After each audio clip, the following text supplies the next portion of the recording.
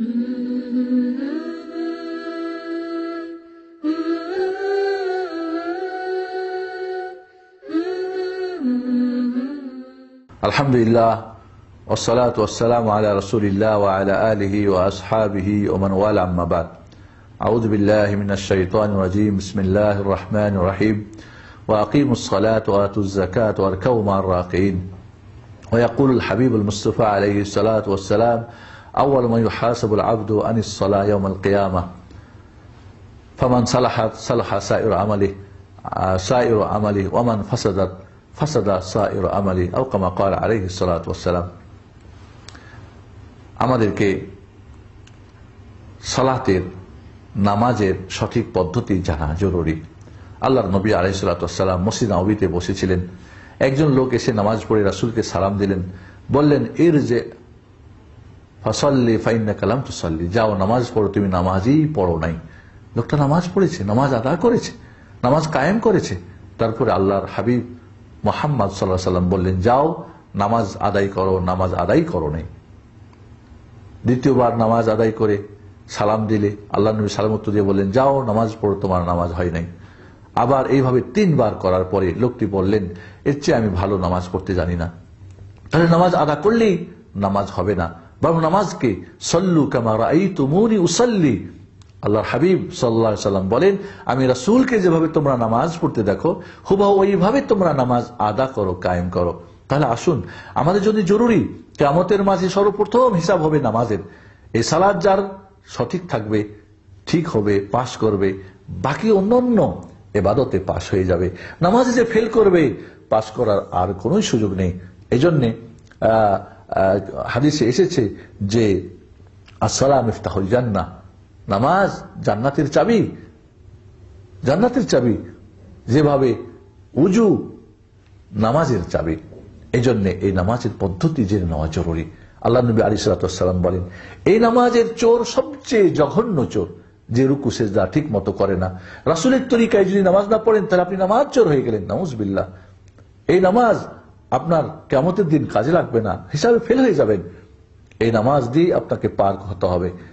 প্রতিনিয়ত 5 বার আমাদেরকে নামাজ আদা করতে হয়। এই নামাজের মাধ্যমে আল্লাহ রাব্বুল আলামিন আমাদের গুনাহ খাতা কি করে দেন, মাফ করে দেন।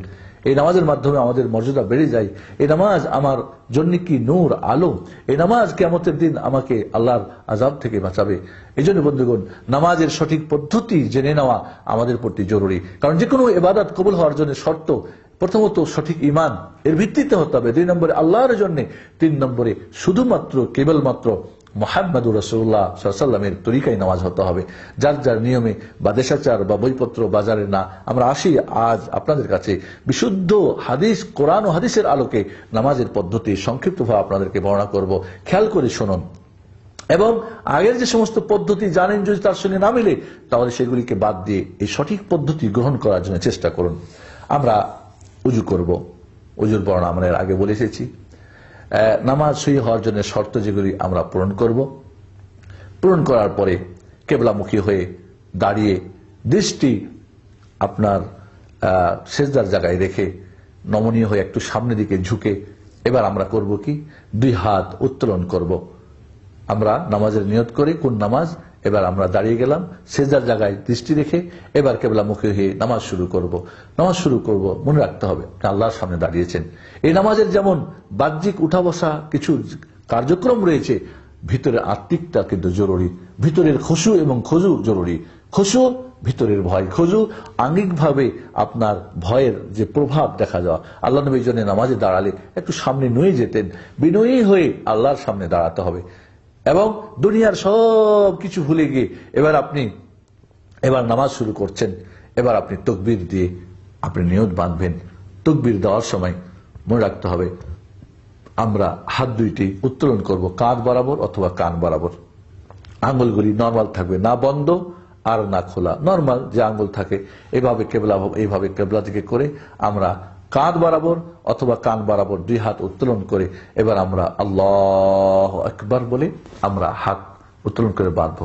এই তাকবীরের সঙ্গে হাত 2টা উঠাতে পারেন, আল্লাহ, একই সঙ্গে তাকবীর এবং হাত উঠানো আল্লাহু আকবার, অথবা আগে তাকবীর বলে ফেলেন আল্লাহু আকবার, এরপর আপনি হাত উঠিয়ে বাঁধেন, অথবা আগে হাত বেঁধে ফেলেন এরপরে বলেন আল্লাহু আকবার। 3 প্রকারই জায়েজ আছে, কোনো অসুবিধা নেই। মনে রাখতে হবে এই নামাজে আপনি যখন এই দাঁড়ানো অবস্থায় তাকবীরে তাহরিমা হতে হবে। অনেকে যারা দেরি করে আসে, কিছু নামাজ ইমাম এখন হয়তো রুকুতে সিজদা আছে, আল্লাহু আকবার বলে ডাইরেক্ট চলে যায় কোথায়? রুকুতে না, দাঁড়ানো, পূর্ণ দাঁড়ানো অবস্থায় তাকবীরে তাহরিমা দিতে হবে। এরপর আরেকবার তাকবীর দিয়ে আপনাকে ইমামের রুকুতে বা সিজদায় থাকলে অংশগ্রহণ করতে হবে। এরপরে আমরা যখন তাকবীরে তাহরিমা মনে রাখতে হবে যে আঙ্গুল উত্তোলন, হাত উত্তোলন, কাঁধ অথবা কোনো সময় কাঁধ, কোনো সময় কান বরাবর করেন, এবং এবার আপনি হাত দুইটা বুকের উপরে বাঁধতে হবে। বুকের নিচে বা বুকের উপরে বা নাভির নিচে, এগুলি একটাও হাদিস সহিহ না, বিশুদ্ধ না। সহিহ হাদিস যেটা, সেটা হলো বুকের উপর হাত বাঁধতে হবে। এবং হাতটাকে আপনি এই কাফ, এটাকে কাফ বলা হয়, ডান হাতের তালুটাকে বাম হাতের অঞ্জলির উপরে আপনি বুকের উপর রাখেন, অথবা কিছুটা এইভাবে করে আপনার হাতের অংশ কিছু হাতের যে আপনার নলার উপরে, অথবা এইভাবে পুরো এক হাত আর এক হাতের উপরে আপনি এইভাবে অথবা এইভাবে অথবা এইভাবে আপনি বাঁধতে পারেন। তিনভাবেই সহিহ হাদিস দ্বারা প্রমাণিত রয়েছে। হাতটাকে আপনি রাখেন, এভাবে রাখা ওয়াদা বলে, এইভাবে, অথবা আপনি বাঁধেন, হাদিসে আছে এইভাবে, আল্লাহ নবী কাবাজা, এইভাবে আপনি ধরে নিতে পারেন, এইভাবে ধরতে পারেন বা এইভাবে ধরতে পারেন। এই তিনটাই হয় রাখেন অথবা ধরেন, দুইটাই। কিন্তু এই 2 আঙ্গুল দিয়ে, এই কোনই আঙ্গুল আর বুড়ো আঙ্গুল দিয়ে ধরবেন আর 3 আঙ্গুল রাখবেন, এই 2 হাদিসের একসঙ্গে আমলের যে মানে পদ্ধতি বলা হয়েছে, এটা সুন্নতি পদ্ধতি না, বরং আপনি কোনো সময় রাখবেন, কোনো সময় ধরবেন, দুটোই পদ্ধতি। এরপরে আপনি যখন বুকের উপরে হাত বাঁধে এবার আপনি সানা পাঠ করবেন। সানাটা আল্লাহুম্মা বাঈদ বাইনি ওয়া বাইনা খাতায়ায়া, অথবা সুবহানাকা আল্লাহুম্মা বিহামদিকা, বা আল্লাহুম্মা ইন্নী যালামতু ইন্নী ওয়াজজাহতু ওয়াজহিয়া লিল্লাযী ফাতারাস সামাওয়াতি ওয়াল আরদ, এটাও একটা সানা। এছাড়াও একাধিক সানা রয়েছে, এক এক সময় এক একটা সানা পাঠ করবেন, এটাই হলো সুন্নাত সম্মত। সানা পাঠ হয়ে গেলে এরপরে আউযু বিল্লাহি মিনাশ শাইতানির রাজিম, এরপরে বিসমিল্লাহির রহমানির রহিম বলে সূরা ফাতিহা পূর্ণটা পাঠ করতে হবে। আউযু বিল্লাহিস সামিল আলিম মিনাশ শাইতানির রাজিম মিন হামজিহি ওয়া নাফখিহি ওয়া নাফসিহি, এভাবেও বর্ণিত আছে, সেটাও পড়তে পারেন। অনেকেই নামাজ শুরু করার আগে আউযু বিল্লাহ বিসমিল্লাহ পড়ে না, আপনি যখন সানা পাঠ করে শেষ করলেন এরপরে আউযু বিল্লাহ বিসমিল্লাহ পড়ে এবার সূরা ফাতিহা পাঠ করবেন। জোরে কেরাত যদি হয়, যেমন মাগরিবের প্রথম 2 রাকাতে, এশার প্রথম 2 রাকাতে, ফজরের 2 রাকাতে, জুমার নামাজে, ঈদের নামাজে, সেক্ষেত্রে জোরে কেরাত করবে এবং একটা একটা করে আয়াত পড়বে। আলহামদুলিল্লাহি রাব্বিল আলামিন, এখানে বিসমিল্লাহ আল্লাহ নবী জোরেও পড়েছেন, আস্তেও পড়েছেন, তবে শেষ যেটা আমল তার সেটা নীরবে পড়েছেন, এটাই উত্তম। তবে কেউ যদি জোরে পড়া জায়েজ আছে, অসুবিধা নাই ইনশাআল্লাহ। এজন্যে আমরা সূরা ফাতিহা পুরোটা পড়ে ওয়ালাদ-দালিন যখন বলবো, জোরে যদি নামাজ হয় তো আমিনও জোরে পড়বো। এমনকি মুক্তাদিরা পিছনে থাকলে ইমাম সাহেব যখন আমিন বলা শুরু করবেন তখন তারাও জোরে আমিন বলবেন। আস্তে আমিন বলার হাদিস একটাও বিশুদ্ধ না, বরং জোরে আমিন বলার হাদিসগুলি কি অথেন্টিক এবং বিশুদ্ধ সহিহ হাদিস। এরপরে যখন সূরা ফাতিহা পড়া হয়ে গেল, আপনি অন্য একটা সূরা মিলাবেন, অন্য একটা সূরা বা আয়াত কিছু মিলাবেন। সূরা মিলাবের কিছু নিয়ম পদ্ধতি রয়েছে, সেটা আমাদের এখন সুযোগ নেই বলার, অন্য কোনো সময় হলে আমরা বলবো। এবার অন্য একটা সূরা মিলিয়ে এরপরে আবার আল্লাহু আকবার বলে কাঁধ অথবা কান বরাবর আপনার হাত উত্তোলন করে আপনি রুকুতে যাবেন। রুকুতে গিয়ে হাত আঙ্গুলগুলি ফাঁকা রেখে মজবুত করে হাঁটুটা ধরবেন এবং মাথা, পিঠ এবং পিছনটা বরাবর হতে হবে, বরাবর হতে হবে। এটা হলো সুন্নত। যদি কোনো সমস্যা না থাকে, কোমরে ব্যথা না থাকে বা পেট মোটা না হয়, তাহলে বরাবর হতে হবে। এবং সুন্দর করে এখানে আপনাকে সুবহান রাব্বিল আযীম কমপক্ষে একবার বলা ওয়াজিব, অতিরিক্ত বলা সুন্নাত। সুবহান রাব্বিল আযীম, সুবহান রাব্বিল আযীম। এছাড়া আরো যে দোয়া রয়েছে, সুবহানাকা আল্লাহুম্মা ওয়া বিহামদিকা বা সুবহান কুদ্দুসুন রাব্বুল মালায়েকাতুর রূহ, বা অন্য আরো যে দোয়া রয়েছে সেই দোয়াগুলা পড়বে সুযোগ যদি হয়। পড়ে এবার আবার রুকু থেকে ওঠার সময় সামি আল্লাহু লিমান হামিদা বলে আবার 2 হাত উত্তোলন করবে, আবারও 2 হাত কাঁধ অথবা কান বরাবর উত্তোলন করবে। এবং হাত ছেড়ে দেওয়ার চাইতে হাত আবার বেঁধে নেওয়াটাই উত্তম, যদি ছেড়ে দেয় সেটাও জায়েজ আছে।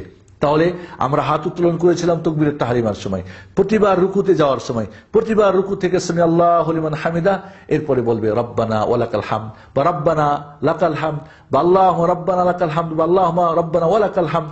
এই ধরনের শব্দ ব্যবহৃত আছে। যে